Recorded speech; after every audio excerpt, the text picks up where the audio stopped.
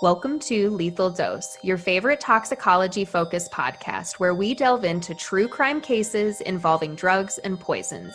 My name is Venus Deneco. I'm a layperson fascinated by true crime. My name is Kayla Woods. I'm an author and toxicologist. Let's get started.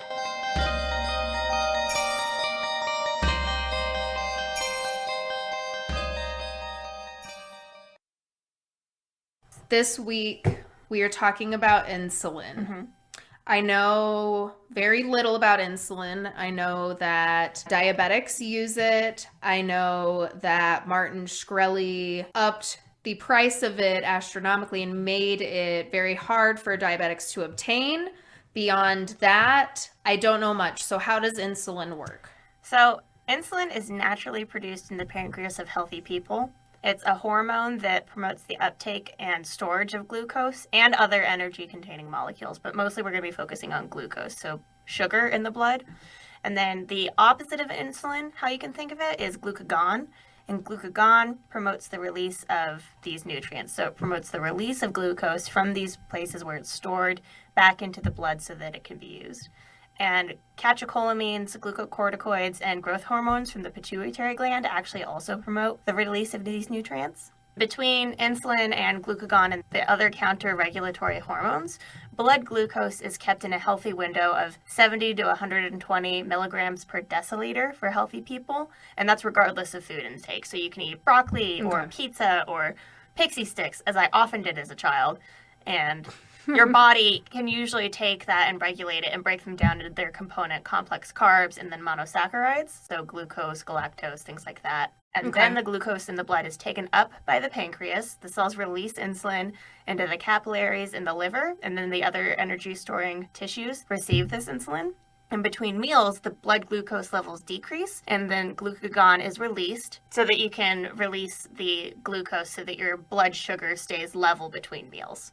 Okay, so our body's basically just helping manage the ebb and flow of the amount of sugar that we have. Okay. Yeah. So why do diabetics need to take insulin? There are two kinds of diabetes.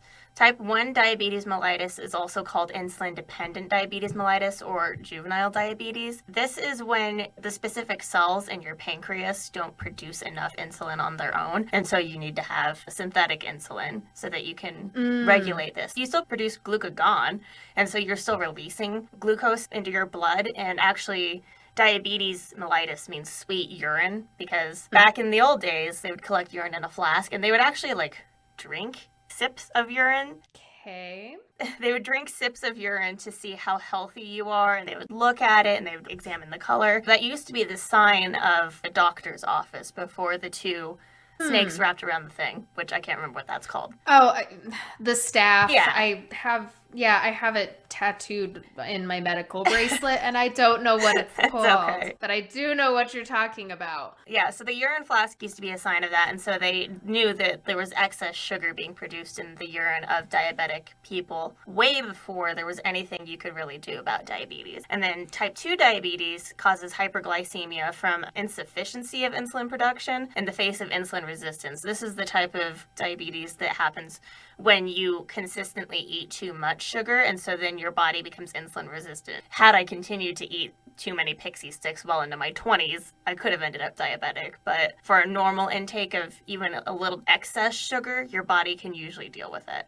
What happens if you don't have the right levels of insulin in your body? You'll keep having a glucose flow through your blood. You'll excrete it because you're not using it in a timely manner. And that makes the sweet urine.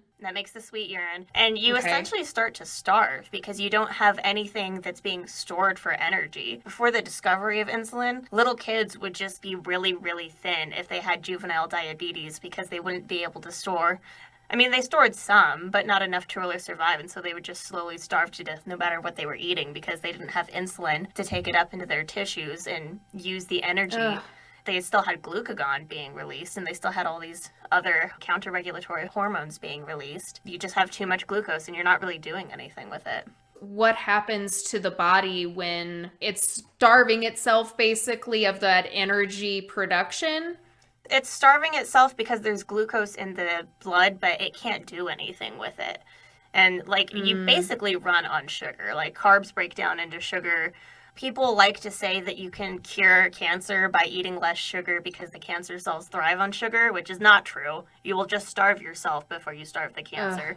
But yeah, you slowly starve to death. You can't store glucose, you can't store amino acids, and you can't store lipids. And so when I was saying that we're going to primarily focus on glucose and we're going to be looking at hyperglycemia and hypoglycemia, you also can't store these amino acids and the lipids. And so you're just not getting anything from the food you're eating. You're eating it and it's just passing through. With no payoff. With no payoff. And then the kidneys get overworked because there's so much glucose in the kidneys that they can't process how they're usually supposed to process. And so one of the first signs that you often see in somebody who starts to exhibit diabetes is they're thirsty constantly. They cannot get enough water because their kidneys are constantly being overworked. Wow. And then the liver will break down fatty acids into ketone bodies as fuel for the brain because you're not getting enough glucose and you're not getting enough fuel for the brain. And so then your fatty acids start to be broken down. When ketone bodies become acid in the blood, you end up in a state of metabolic acidosis called diabetic ketoacidosis. Some people might recognize this ketoacidosis or ketosis as something that people try to exploit for dietary purposes now, where they try to get themselves into ketosis. That's what it is. I've heard that. Yeah, a podcast that I watch, the H3 podcast, one of the hosts on there was trying the keto diet, and they were talking about how Joe Rogan is just constantly in a state of ketoacidosis. Yes. And it's just because all he does is eat meat and nothing else. So all you're doing is you're eating meat and you're eating fat when you're going into ketosis that you control. If you're in ketosis, you can easily come out of ketosis by eating a cracker. But diabetic ketoacidosis can't be dealt with as easily and can actually become fatal. Patients can end up in a diabetic coma and die because of diabetic ketoacidosis. And is that because the body's not breaking things down, it starts freaking out, and then it just starves the brain of the energy? The brain isn't being starved because the ketone bodies that are being broken down from fatty acids are being sent to the brain. But when the ketones collect in excess in the blood, it causes ketosis. Okay. Yeah. It's basically your blood's poisoning yourself. Pretty much, yeah. You're being poisoned slowly because your blood is becoming acidic, but you're also just starving slowly no matter what you're eating. You're starving and you're thirsty constantly. This does not sound like a fun time. And so before the 1920s, when insulin was discovered and then was mass-produced for therapeutic use, children would just die.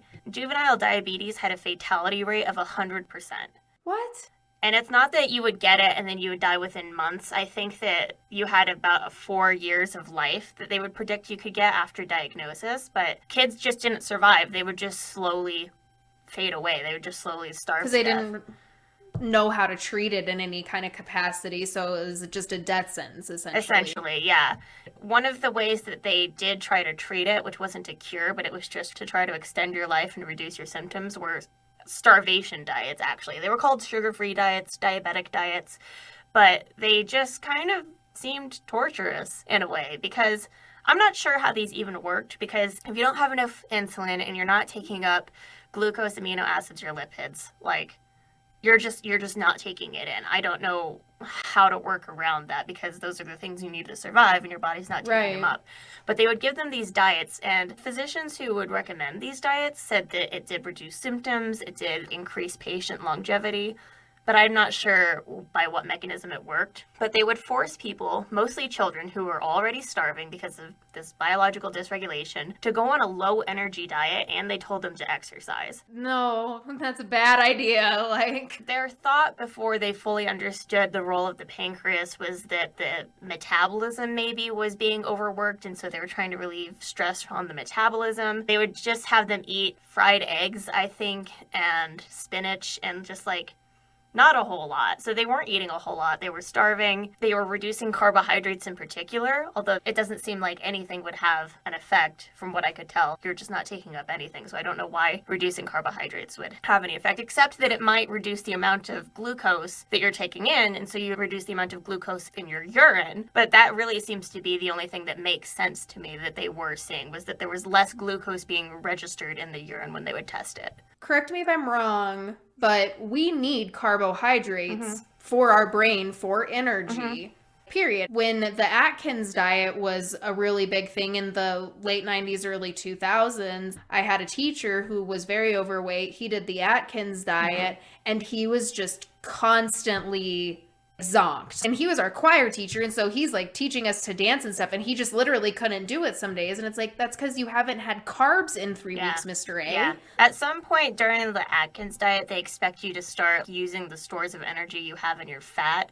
And that's kind of what they're doing, is they're trying to starve your body of carbohydrates and sugars so that you'll start using the stores of energy that you have. And runners, when they hit the wall, if you've ever heard that, it's because they've used up all of the immediate sugar that they have, and now they're converting to something else. And so when they hit the wall and get their second wind, they're starting to not use the sugar that was in their blood, but they're starting to use energy that was stored previously. And so that's the idea behind the Atkins diet, is that once you starve your body enough, it'll start burning into the fat storage. Essentially, yeah. They didn't have any idea that this would happen, I don't think. They were just like, we have to reduce the sugar in the urine because this is the one quantifiable thing that we're seeing, so let's reduce the sugar in the urine. I don't know how it was supposed to work, but patients did die because they were being starved. There was actually a blind 12-year-old who was in one of these starvation diet, diabetic hospital wards, where this is all you would do, is you would just be in the ward and you'd be monitored and you'd be on this diet. And he kept having sugar show up in his urine. So the doctors and nurses thought he was getting food from somewhere. Somebody was bringing him food. And so they kept cutting back the amount of food they were giving him, the spinach and eggs that they were giving him, until he fucking died from being starved externally, and he weighed less than 40 pounds. Oh my God. Why? But because they were trying to cure his diabetes, but obviously they totally lost sight of what they were trying to do because they were just torturing this kid. I get that they thought they were being helpful, but at some point it's like, maybe there's something wrong with the body, not what the kid's doing. Yeah. Maybe there's something wrong with your theory. But then, insulin was made widely available in 1923, and children were literally pulled back from the brink of death. I've seen pictures where these skeletally thin children go from looking like they're about to just keel over to healthy in a matter of months. The children wrote to the discoverers of insulin, and who did or did not discover it is actually kind of disputed by the Nobel Prize system and all of that. Oh, interesting. But the people who were given credit, these children would write to them and they'd be like, I was dying and now I'm happy and fat. They put on so much weight and they just had such increased quality of life. So it is a blessing, but as with all things, it can be deadly if you take it improperly. Yep, the dose makes the poison, so I hear. One of the first ways that we started poisoning people was shortly after the discovery and widespread use of insulin for the treatment of diabetics. Manfred Zockel developed insulin-induced hypoglycemia for the treatment of schizophrenia in the 1930s. When Zockel induced hypoglycemia in patients, it resulted in a convulsion similar to the convulsions induced by electric shock treatment.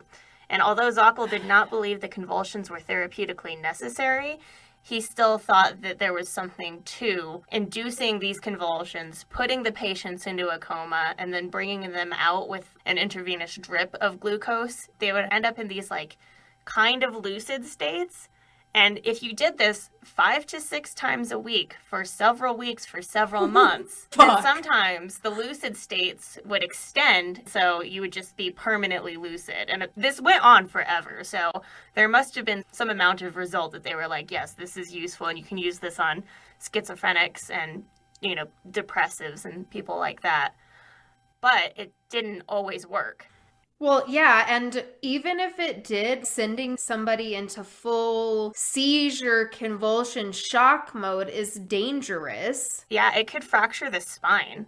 If we're going to look at the risk versus the reward here, maybe the risk is worth it if it works 100% of the time and you don't have to torture people multiple times. Like if you did one and done, maybe worth it. Yeah. But when you're subjecting people to this for months on end and it might work, excuse me? Yeah, it didn't always work. Sometimes these people would be institutionalized. I mean, they were eventually able to move on to electric shock treatment and people would be lobotomized after this. So this is a long history of malpractice and mental health. It's kind of like, who are you trying to find a cure for? Are you trying to find a cure for the people who take care of the schizophrenic person when they're in a paranoid state? Or are you trying to find a cure for the paranoid person? No, that's a great way of looking at it. With lobotomies, the electric shock, and this, I had no idea this was even a thing. Mm-hmm.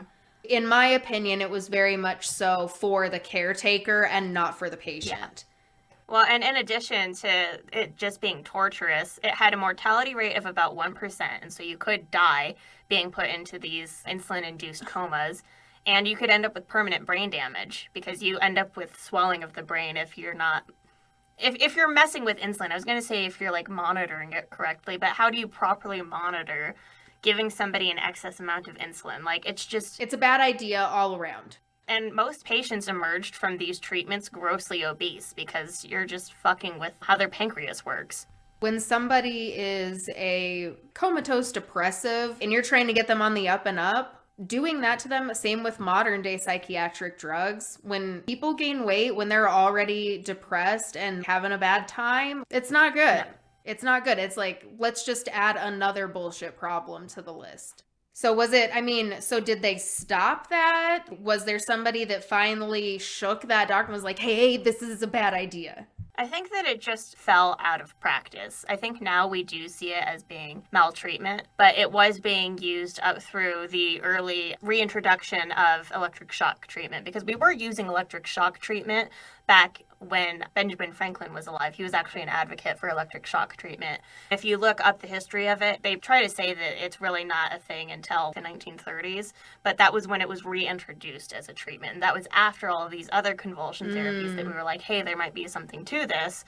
And then as an alternative to electric shock treatment, you get lobotomies. And then as an alternative to lobotomies, which we started to see as malpractice and things like that, we got antipsychotics, which were being developed concurrently with lobotomies happening. But after they were developed, we were like, we don't have to put ice picks in people's brains anymore. Why don't we do Thorazine? But then Thorazine is a whole nother thing because now you're just zonking people out again. And sure, they're not grossly obese in it or anything, but who is it helping? No, it's for the caretakers. When I was at an inpatient psychiatric facility, we called it the Thorazine Shuffle. Yeah. You don't get to talk to somebody. They're literally just gone. And they're still doing electric shock too. They are still doing electric shock. They don't induce the coma with insulin anymore. They usually just do a general anesthesia, I think. But yeah, I think it just fell out of practice. I don't think that anybody was like, hey, this is maltreatment. I think that we just moved on to the next form of maltreatment. That's a very good way of putting it. So when they are using the insulin to put people into these hypoglycemic attacks, what is that like? Hypoglycemia is defined as blood glucose levels low enough to cause symptoms and signs, less than 55 milligrams per deciliter in healthy adults. But in diabetics, blood glucose less than 70 milligrams per deciliter is considered to be hypoglycemia. So it depends on who you're talking about. Confirmation of hypoglycemia is confirmed by three things. It's called Whipple's triad. The first is signs and symptoms consistent with hypoglycemia. The second is low blood glucose that you can quantify. And the third is resolution of signs or symptoms after the rising of blood glucose by intravenous glucose, something like that. But if irreversible brain damage has occurred, the third criteria would be unlikely to be fulfilled. So it seems like it can be kind of a tenuous thing. You really have to just be able to identify the signs of hypoglycemia.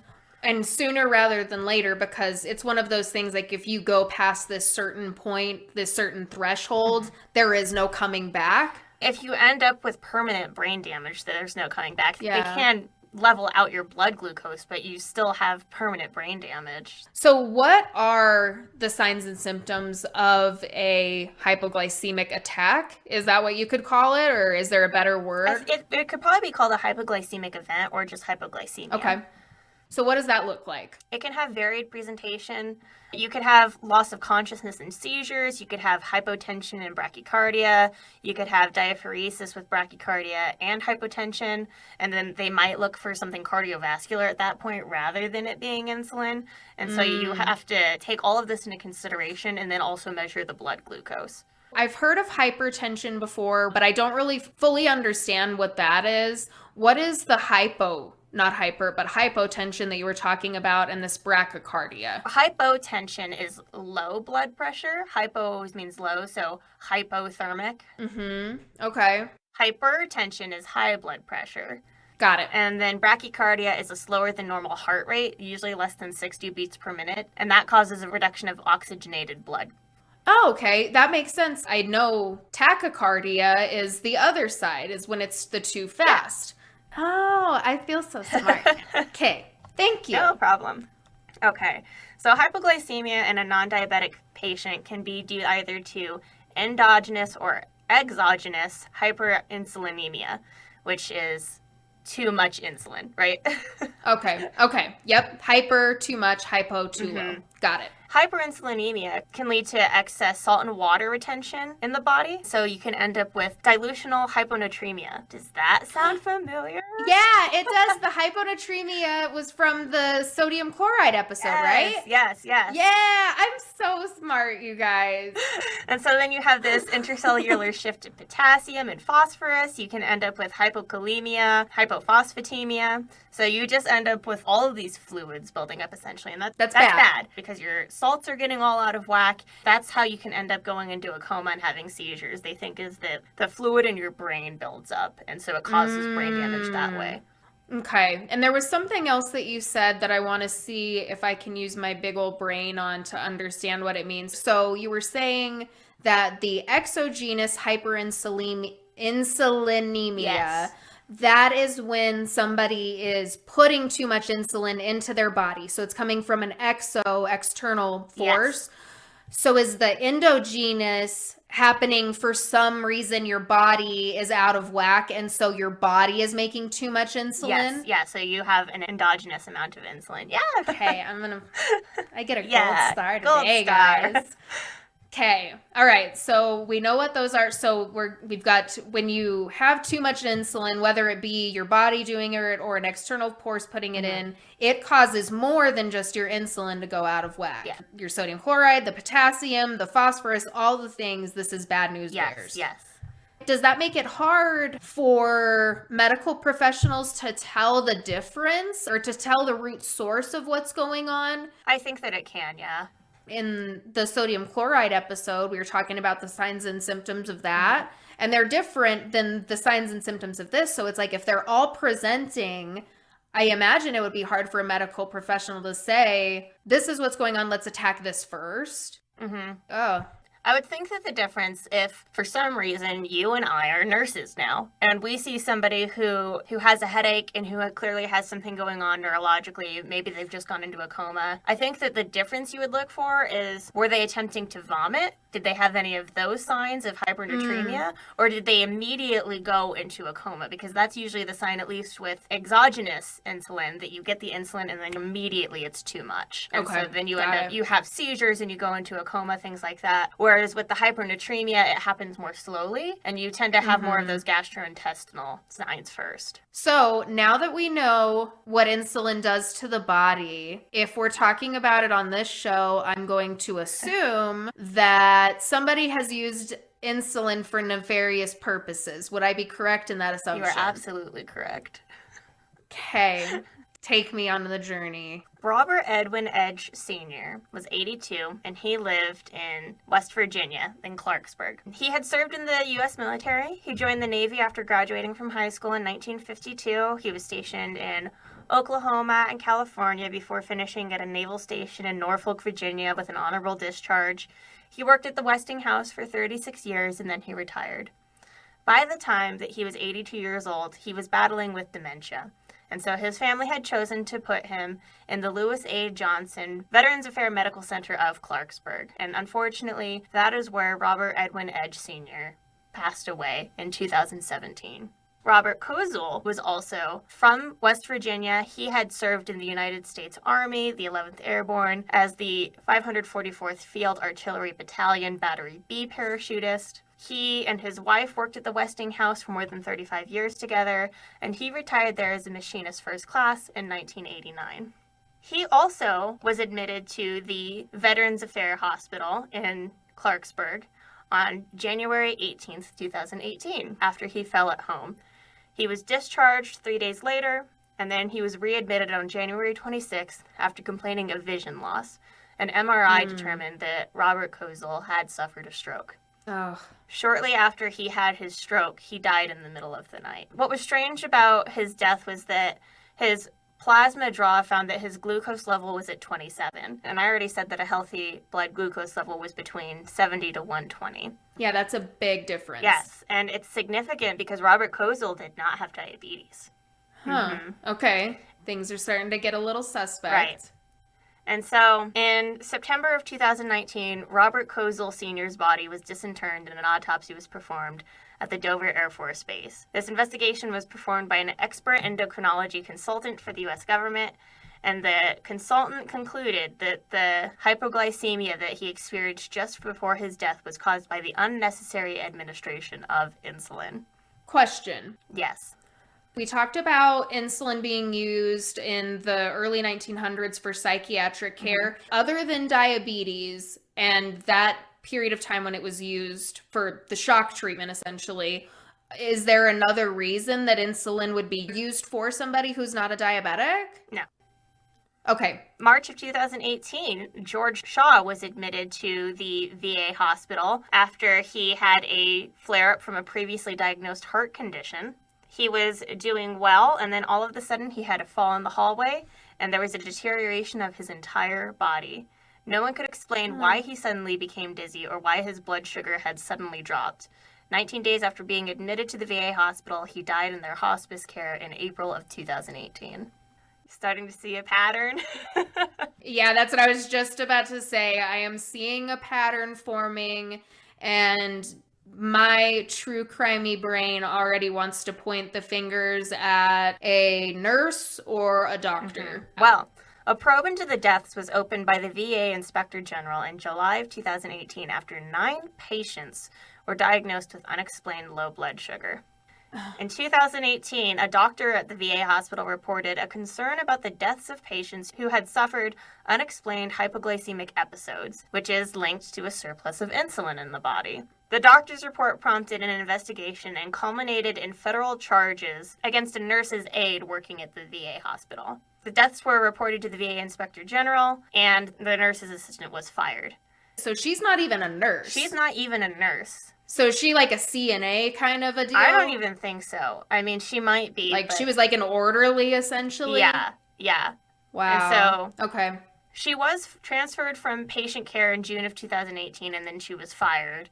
But many of the family members of the patients who died are wondering why her deeds weren't detected sooner by hospital staff, and how she was able to get her hands on things, because as a nurse's aide, she didn't have the authority or the authorization to administer any sort of medication, especially not something that you have to inject into a patient. Yeah, learning that she's a nurse's aide, that's also one of my questions. And I'm also sitting here thinking, like, this was going on for 2 years and over how many patients did you say? Over 20? By the end of the investigation, they determined that there were probably 21 patients who had been impacted by the actions of this one woman. And I would say that would be significant in a hospital in general. Yeah. However, all of these patients were in the same ward, Ward 3A. Yeah, even in the same hospital, let alone the same floor, and then furthermore, the same ward. Yeah, that is suspicious. I've been at the hospital too many times. Like, in most hospitals, you have to have access to medications.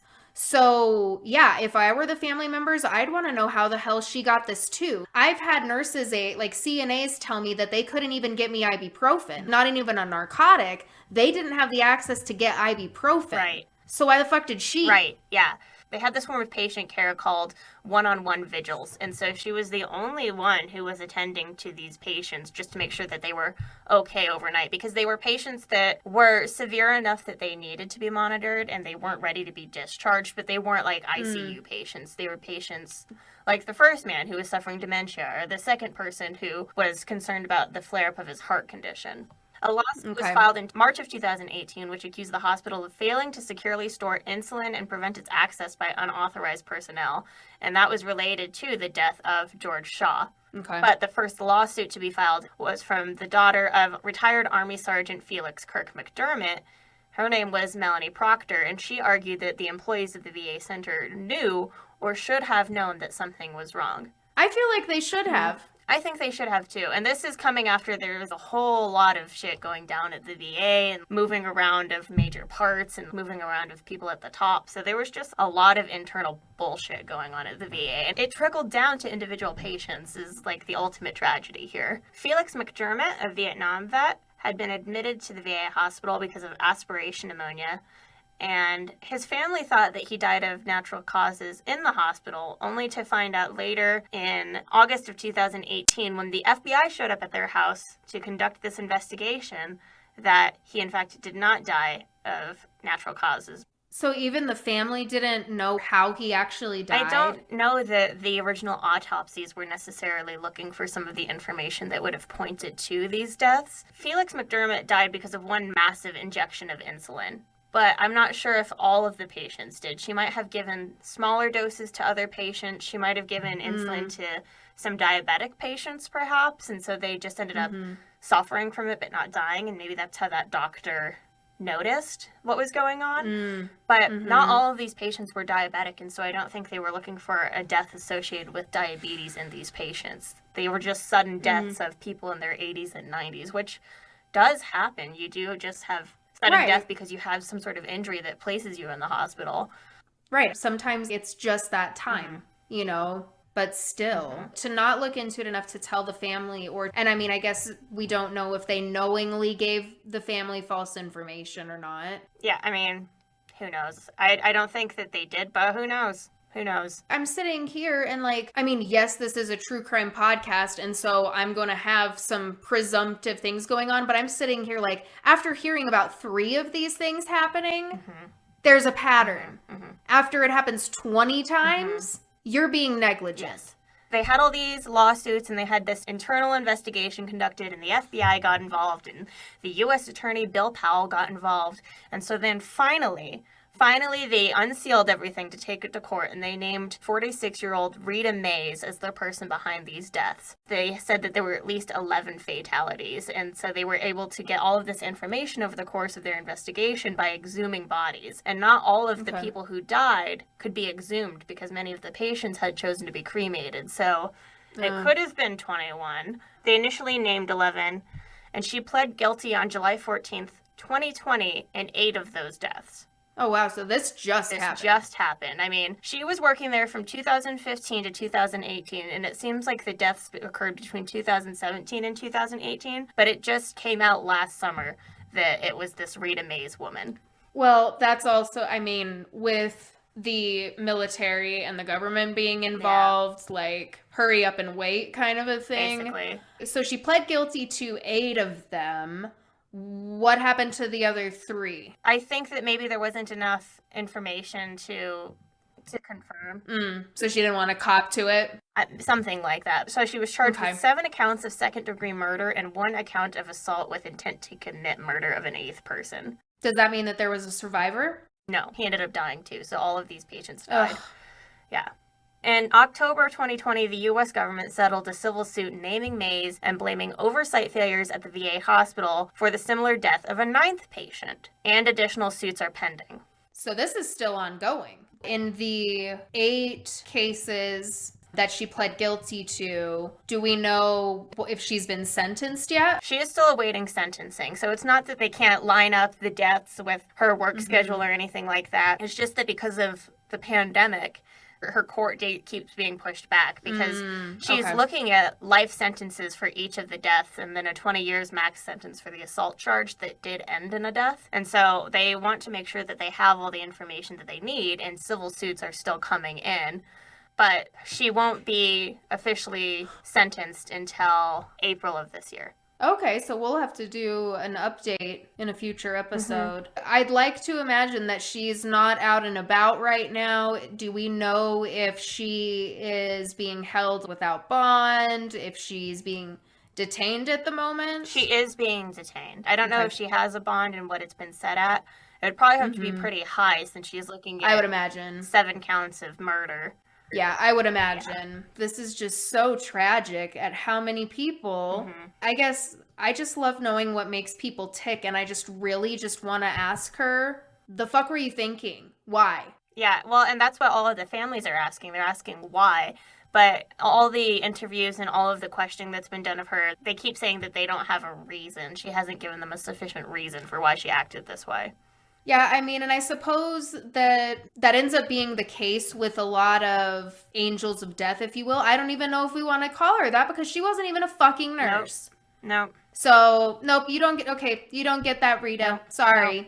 But with many of angels of death, they often don't have a reason from what I've seen. It's just like this, I just want to kill. So I don't imagine that it would be anything more than that because, I mean, these all just sound like elderly people who were just doing their thing, like living out the last years of their life the best they could.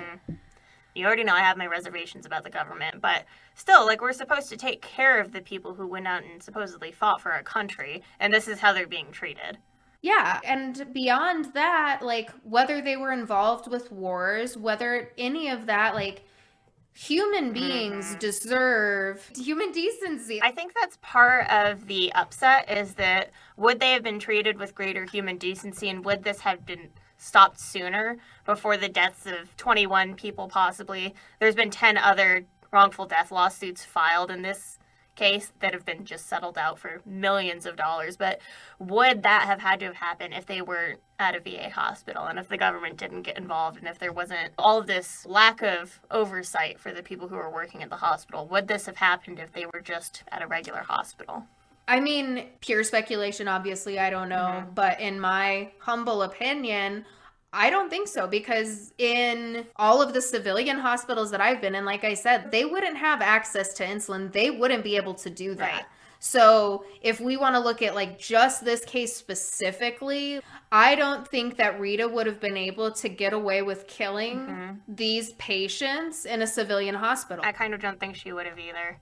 And that's tragic. It's tragic that these people were murdered because of where they were and, like you said, the lack of oversight, and this evil bitch just had a hankering for murder. The 8 patients that Rita Mays has pled guilty to the deaths of are Robert Edwin Edge Sr., who died on July 20th, 2017, Robert Kozel, who died on January 29th, 2018, Archie Edgel, who died on March 24th, 2018, George Shaw, who died on March 26th, 2018, a patient only identified by his initials WAH on April 4th, 2018, Felix McDermott, who died on April 9th, 2018, and Raymond Golden, who died on June 4th, 2018.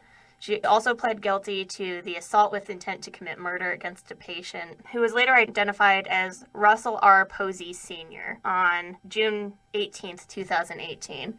Wow. She was busy that year. She must have been more busy if they think that there are 21 deaths they could possibly attribute to her if they had the evidence. I hope that the other families of her victims get justice sooner rather than later. I hope so. I mean, people were pretty upset that they pushed back her sentencing date because she was supposed to be sentenced in February, and now she won't be sentenced until April. So people are pretty upset about that. But it seems like the government is already starting to settle out the civil lawsuits. So sad. So I guess what we've learned about insulin is that it really doesn't take much for it to have those devastating effects on the body. Once again, I didn't know that people were out here killing people with shit like this. Be kind to other humans. Don't take insulin that isn't yours. Don't give insulin that isn't needed. And take your insulin when you do need it. And if you are thirsty all of the time and you're going to the bathroom a lot, go to the doctor. Fuck Martin Shkreli, you're a piece of shit. Release the Wu-Tang album, you piece of trash. I think that's a good way to end it. Thank you for joining us. We hope you enjoyed this episode. Please like, follow, subscribe, and review us wherever you get your podcasts. For more Lethal Dose content, you can find us at Lethal Dose Pod on Instagram, Twitter, and TikTok. For an overdose of content, subscribe on Patreon for exclusive episodes and much more. The show theme is Look Far by our dear wizard friend Fogweaver. More of their music can be found on bandcamp.com. Lethal Dose is created, researched, produced, and edited by Kayla Woods and Venus Deneco. Stay safe, and remember, the dose makes the poison.